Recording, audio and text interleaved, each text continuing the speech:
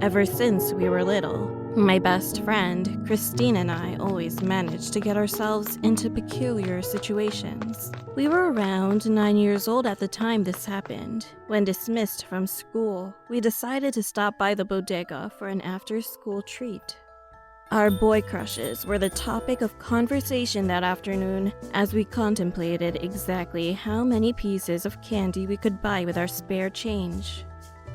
Can we please have 2 watermelon blow pops, an almond Hershey bar, what else? And a blue baby bottle pop. Which one do you want to eat first?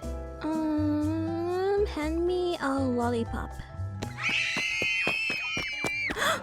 Who the heck is that? On the same block, probably 10 feet away from us, was an old woman we had never seen before. She looked as if she were in her late 70s, was covered from head to toe in black clothing and cloak, and only her face and hands were exposed. What I found creepiest of all were her piercing light eyes and pale skin, as if she hadn't seen the light of day in years and had somehow time traveled to the wrong era and location. But why is she wearing that? Hurry, let's go home! What the heck just happened? I've never seen anyone dressed like that, and why did everyone run away from her? Hopefully she got the hint and won't come back. Let's just forget it and never walk on that block again. However, on that very night, something happened. I woke up in the middle of the night to the feeling of pressure on my chest. It felt as if someone put all their weight on me, and it was as if their hands were pressing down on my body. At first, I thought I was still dreaming, but then I opened my eyes and tried to scream. Nothing came out. The old woman from earlier was in my room on top of me. The window was open, and even though it was summer, my room was freezing. Her hands were cold as ice. She smiled at me, leaned down, and whispered in my ear. Good girl. Now you can't run away and mock me. Not so funny now, am I? I couldn't open my mouth. I couldn't even move. I just laid there while tears rolled down my face. All of a sudden, my dog from the living room started howling. She got off me and escaped through the window. Before leaving, she said, "This isn't over. It'll never be over." As soon as she left, I could move again. I couldn't fall back asleep. I just laid there crying. The next morning, Christine and I met up in front of our building. Christine looked exhausted and like she had been crying too. What's wrong? I didn't get any sleep last night. I had a nightmare, except it felt real. What? Me too. Huh? The old woman from yesterday. She was in my room last night and she was on top of me, whispering in my ear. Same here. What the heck? Am I still dreaming? No, but it's okay. We have each other. I'm sure she won't bother us in person. And for many years, I was right. We didn't see the women again in person, only in our dreams. Or at least that's what we thought they were. After some time had passed, we started high school and Christine moved away. The nightmares also went away. Fast forward many years later, Christine was back in town and we were happy to be reunited. We had just visited the zoo, and while walking home, we were reminiscing about our childhood. We were walking on the bodega's block when we suddenly remembered the old woman that used to haunt us in our sleep. Remember that creepy old woman from when we were little? We saw her on this block. I wonder what happened to her. I don't know, and I don't care. I'm just glad those nightmares ended. You know, it would be kind of crazy if we saw her again. I kid you not. When we looked behind us, the hag was there, as if we had somehow summoned her. She looked exactly the same. She said something to us.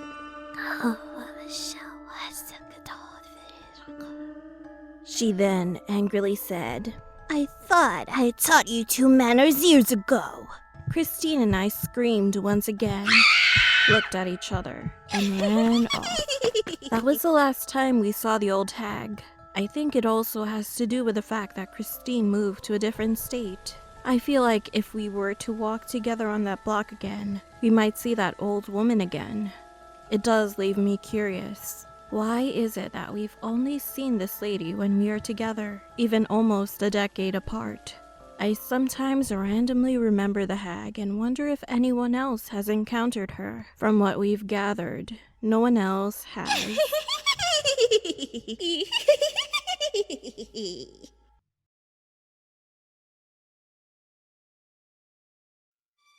The house I grew up in, I believe, was haunted.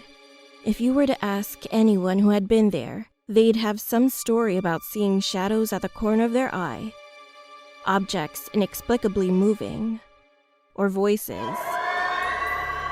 I've had my fair share of paranormal experiences, and there's only been one instance where I've actually seen a ghost. I was about 12 or 13 years old when this happened. My mom, my cousin, and I stayed up really late one night watching movies. Eventually, we all passed out while watching the movie, and we ended up falling asleep with the TV left on. I woke up very early that morning, and I checked the digital alarm clock that my mom had set right next to her bed. I vividly remember seeing the time, and it was just a few minutes before 6 in the morning, which was true because the sun had just come up around this time. After I checked the clock, looked outside the window, and saw that the sun had just come up, I turned my head while still lying in bed. And I saw this little girl staring at me. What I saw was really strange. She was around maybe 4 to 7 years old. She had jet black hair, very dark black eyes, and her clothes were very outdated, probably from around the 1800s. I say it was strange because she really didn't have any pigmentation. Her skin was really pale and gray, almost like a corpse. What made it even more strange is that I couldn't really make out a face or any legs. It was almost like she was just hovering over the ground as opposed to just standing. There she was, just staring at me. We made eye contact for about maybe 4 to 6 seconds.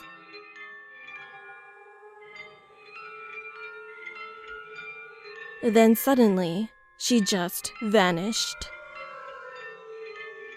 Surprisingly, I wasn't all that scared. I think I was definitely more confused or put off by what I just witnessed. Immediately after that, I just went back to sleep. Till this very day, I enjoy telling this story to all of my friends and family, and thought I'd share it here. I know not everyone believes in spirits or ghosts, but I have no idea or have no explanation as to what happened that morning. So I'm sticking with ghost until proven otherwise.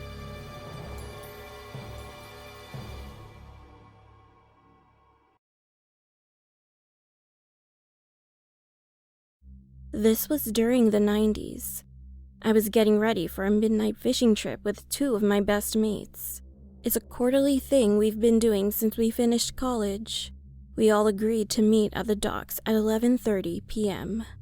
As usual, we were going to take my dad's old dingy little boat. It was a new moon night, so it was pretty dark. We have a legend in our town that every new moon, creatures from the dark would come out from the abyss of the night. Kyle, who is somewhat superstitious, didn't like the fact that our trip fell on the night of a new moon. But since Nate and I insisted, he agreed to come along. I arrived at the docks a bit early, but Nate was already there waiting for us. We chatted until Kyle showed up. When he finally arrived, he seemed a bit off. He was quite pale and was fidgety and sweaty. On top of that, he said he forgot his fishing gear and insisted that he would just help us out then. When we finally set out for the night, He wouldn't leave my side. He was so close that I could smell the stench of his sweat and hear his raspy breaths. I got annoyed at one point and moved away from him, but he still followed me. Nate tried to get him off my back by calling him over a few times, but he just shook his head and just sat next to me. We've been fishing for quite some time now, in an unsettling silence. Dawn would be breaking in a few minutes, when suddenly, Kyle spoke up in a raspy voice. "Remember how the legend goes?" I looked at him, puzzled as he continued, "that the creatures from the dark would come out on a new moon and hide at the first light of dawn." Just as he said it, there was a loud, unworldly screech. I looked up to see Nate jump on all fours, his face and body cracking and distorting into something straight from your nightmares. The creature screeched at us one more time, before diving into the ocean and disappearing just as the sun started to peek from the horizon. I just sat there, frozen, unable to say anything. When Kyle finally spoke up, "I tried calling your place, but you've already left. I was supposed to pick up Nate on my way. When I went to his place, he seemed to have gotten into a minor freak accident. Fell off a ladder, he said, and dislocated his shoulder. He asked us to postpone the trip. I came down to the docks to tell you that."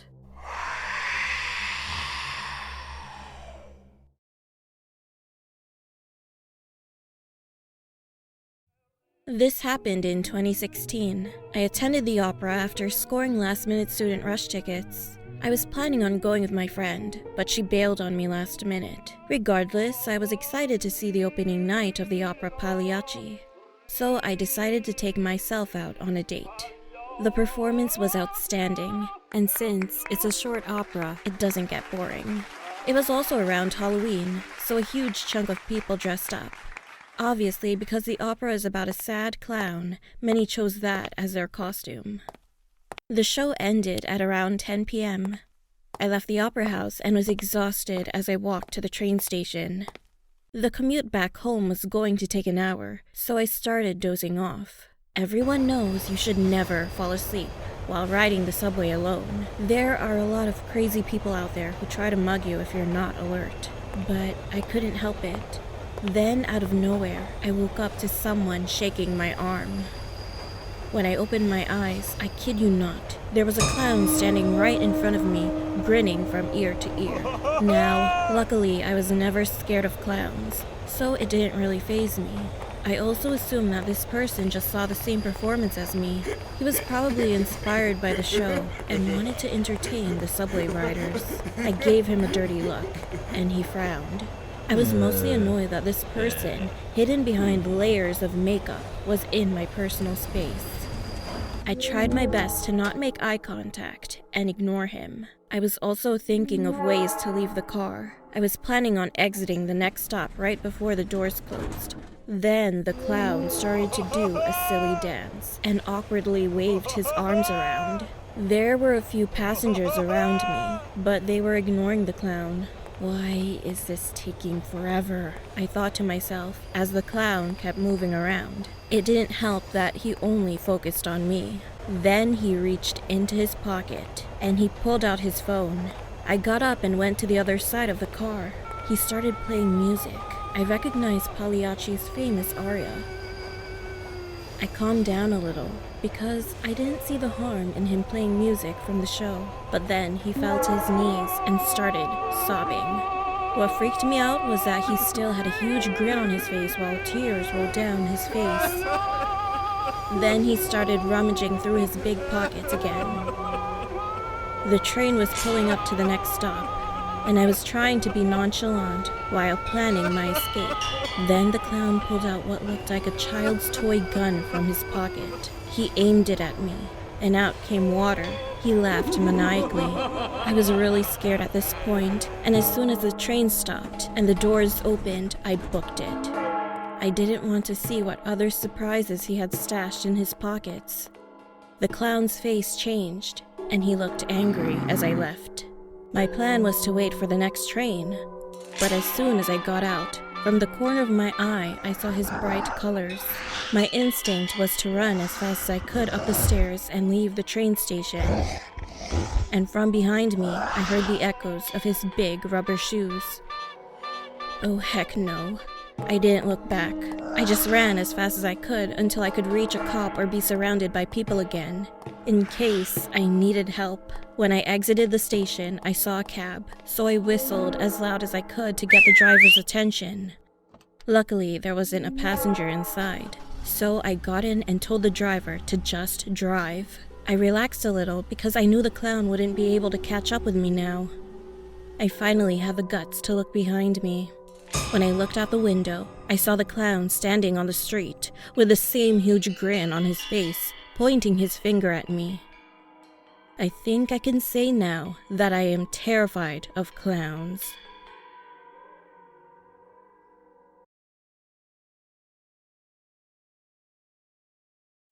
This happened about 2 years ago around the summertime. It was the first incident since we bought this new house. At first, the home was lovely, until weird things started happening. One summer, my friend Ariana was over, and we were watching TV in the living room, when all of a sudden, the front door swung open. Mind you, this was weird since my front door is heavy and is very hard to open.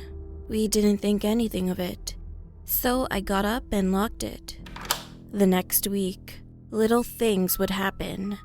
Lights turning on and off, things being placed somewhere else, etc.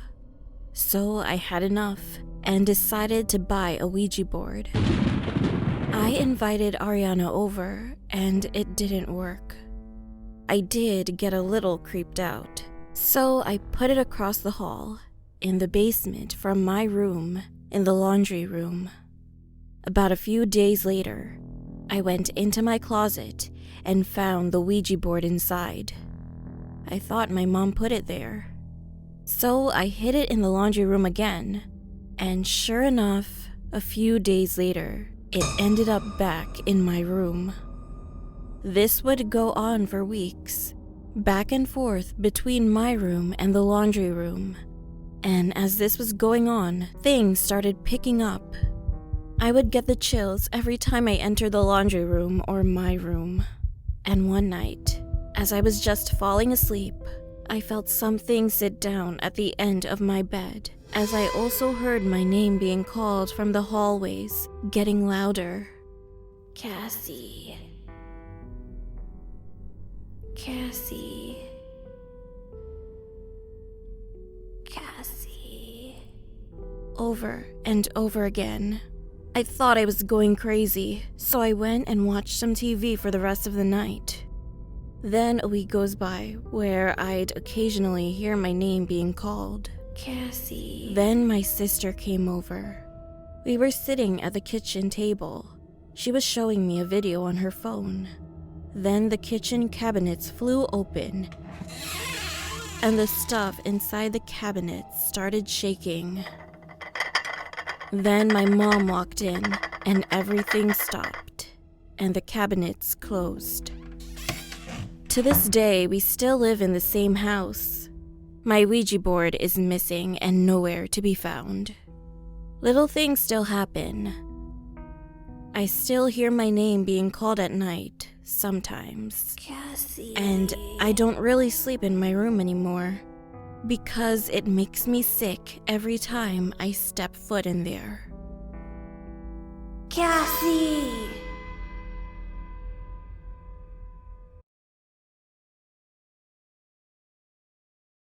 As I opened the door to the coffee house, I was enveloped by the scent of fresh brewed coffee, pastries baking in the oven, and the sound of joyous laughter and conversation. Then I heard a familiar voice call out, "Sarah, over here!" I whipped my head around to see my oldest and best friend Kate, sitting on the edge of her seat waving at me. Kate and I went back as far as I could remember, but we haven't seen each other since we left for separate colleges. However, with summer break's blessing, we are finally meeting again. Kate, my goodness, look at you. You look amazing. How have you been? I exclaimed while quickly making my way over to her and throwing my arms around her. So great, Sarah. I missed you big time. It's so good to see you again, she said, pulling slightly out of our embrace with a smile from ear to ear. We talked and sipped our coffee for a while, talking about classes, people we met, and dishing out the gossip about our love lives. After what felt like hours of laughter, there was a slight pause in conversation, and I noticed that Kate had a sullen look on her face.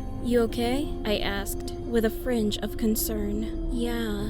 Hey, do you remember at all? She asked, after a moment of hesitation. I saw her lips move, but didn't hear any sound come out. Sorry, it's a little loud in here. Can you repeat that? Do you remember who used to live a few houses down from us? This time there was no mistaking it. She was trying to see a name, but there was only silence. I leaned back, and then a flash of a memory came to me of Kate and I, but also another girl whose name, face, and voice were just static. Other memories came back slowly, and in them, there was a third girl, wherever Kate and I were, but when I tried to focus on her, it's like she'd been cut out of a photograph.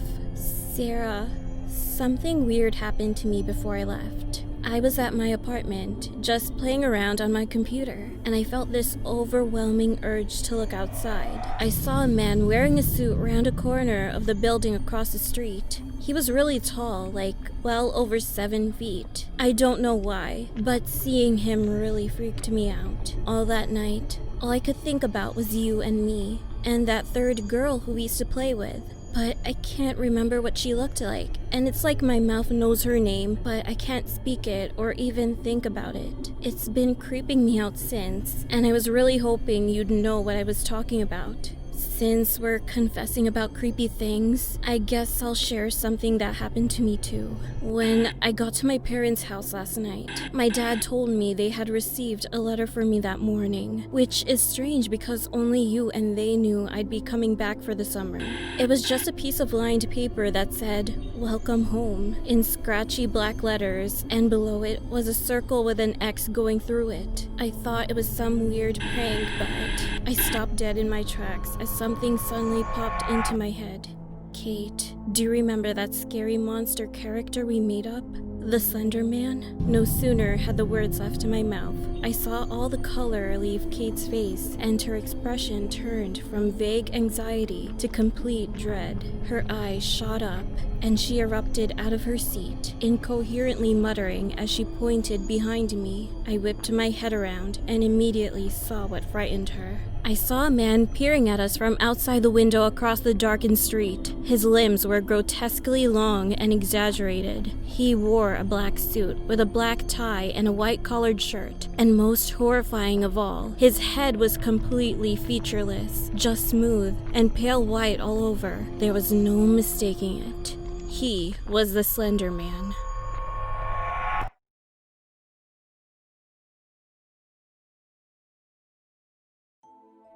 Dear Charlie, my dear son, it's been a while since we last spoke to each other. I apologize sincerely for that. It wasn't my intention to be gone this long. I know that you blame yourself for what happened, but I assure you, my special boy, that it's not your fault. You didn't know that man would follow you from the woods and murder me with an axe while you, your father, and your brother were sleeping. I can't stand it. Seeing you blame yourself for something you didn't do. Mommy still loves you and will always be there for you. You know how you wake up in the middle of the night only to find a black-eyed woman staring at you? That's me. You know how when you look at mirrors, you see a pale woman with black eyes instead of your reflection? That's me too. I can't stand being away for so long. So I came back. My physical body may be gone, but I'm still with you, even right now. As you're reading this, I'm here, in the same room you're in. Don't be afraid.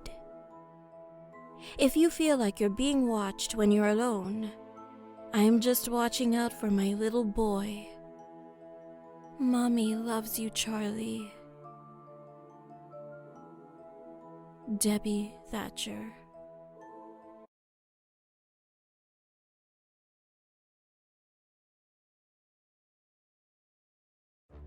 Halloween is, or at least was, my favorite time of the year. I never got scared during Halloween, I just loved it. Being in a small town though, I never got to experience typical attractions like a haunted house where a monster chases you. But last year, well, let's just say that things got a little scarier. Around September, as I was walking around town, I started to see some flyers that advertised the opening of a Halloween attraction. Yes, I cheerfully said, as I began to read the details. The old abandoned house right outside of town was bought, and soon it would be turned into something scarier than anything you've ever experienced. I got so excited. Fast forward to Halloween night, I took a nap and was ready to go. It was called the House of Nightmares. The name was, I don't know, okay, I guess. It didn't inspire fear or anything, maybe just curiosity.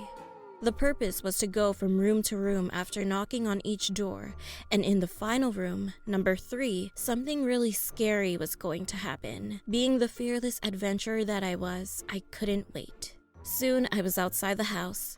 I opened the front door, and the only thing I could see was another door with a number 1 on it. I rushed over to it. I tried opening the door, but it was locked. Then I remembered the knocking part, and as expected, after I knocked, it opened. This room was full of Halloween decorations, from fake spiderwebs to glowing pumpkins. Really scary, I thought to myself. I walked over to door number 2, right next to a plastic skeleton. When I knocked, a huge spider fell on me, then the door opened. Okay, that made me jump a little. Someone then pushed me inside, and the door slammed shut. Okay, this room was dark, and when I say dark, I mean that I could not see a thing. As I aimlessly walked around the room, I stumbled across a little table that had a candle and some matches on it.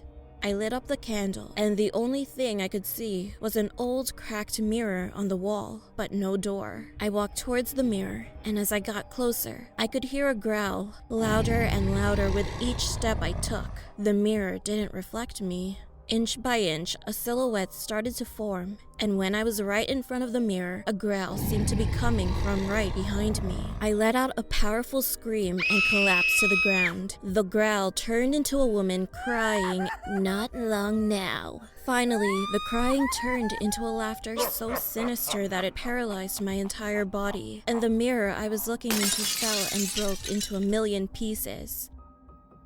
I opened my eyes and the room was perfectly lit up and empty. Door number 3 was right there in front of me. Eager to get out of there now, I knocked and went into the last room. As I took my first step, I turned around and the door through which I entered disappeared. I heard, "There's no turning back." I turned my head one more time and I saw a lady dressed in a white gown sitting on the floor, but behind her was a dark shadow. It wasn't hers and it wasn't mine. I asked, "What is going on here? I want to get out." She stood up and levitated towards me. At that moment, I thought that I was going to shit myself.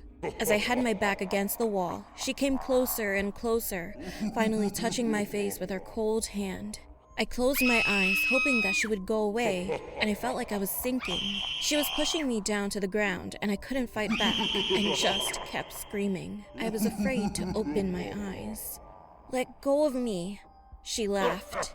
All of a sudden, I could feel a cold breeze. I opened my eyes, and there I was on my street, surrounded by trick-or-treaters, as if nothing happened. They were pointing and laughing at me. I looked down. It turns out I shit myself after all.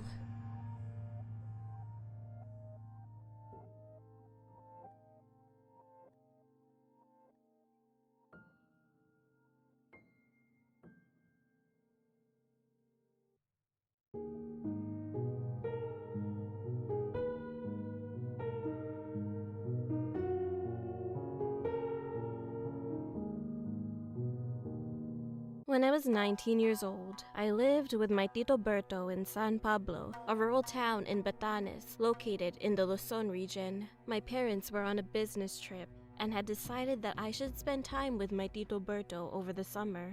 Tito Berto owned the largest mango farm in San Pablo. There were large trees that bore sweet yellow mangoes, sour green mangoes, and even exotic apple red mangoes. I would often help him and his farmers in gathering these mouth-watering fruits in large baskets every afternoon, before having a satisfying snack consisting of freshly made mango juice and banana bread.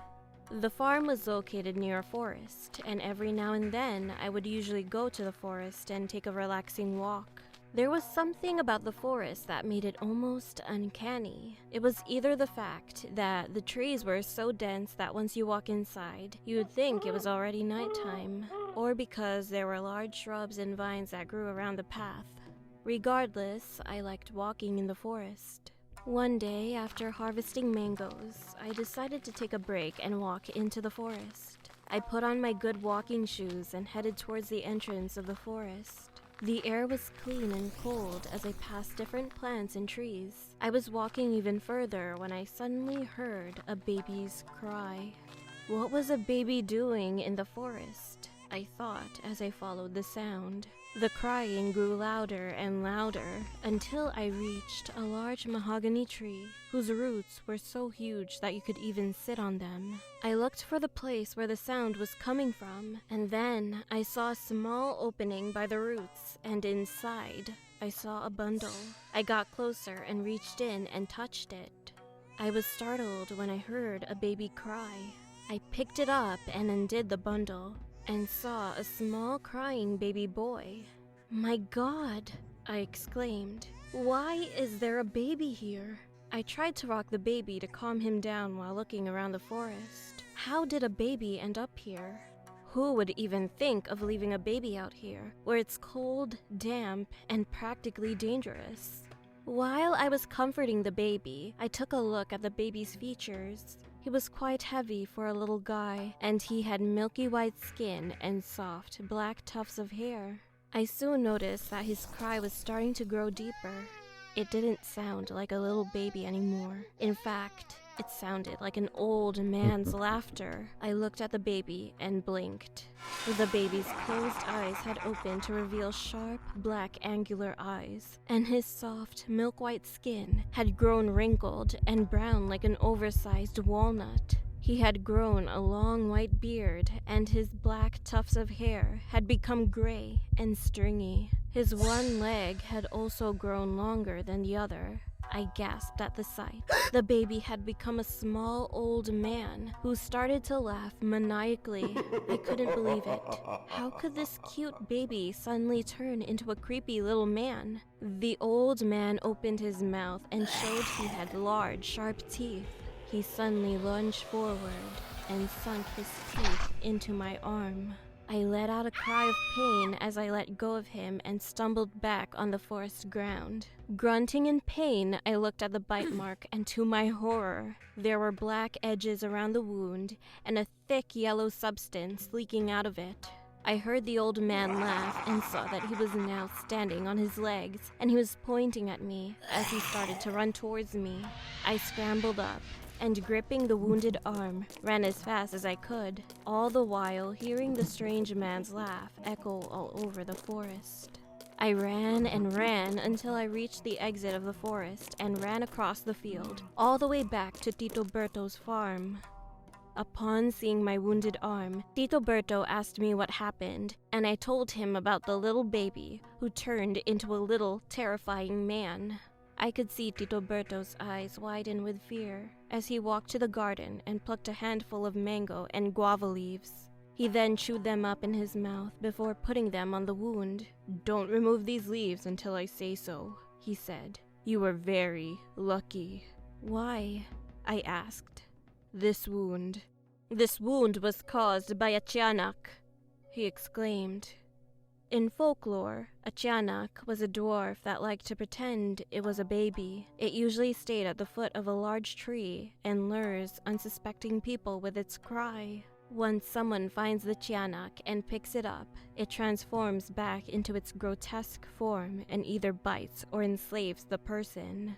My Tito Berto added that if a tiyanak was found in a forest, the person could easily get lost forever, and if a tiyanak bit the person could get sick or worse.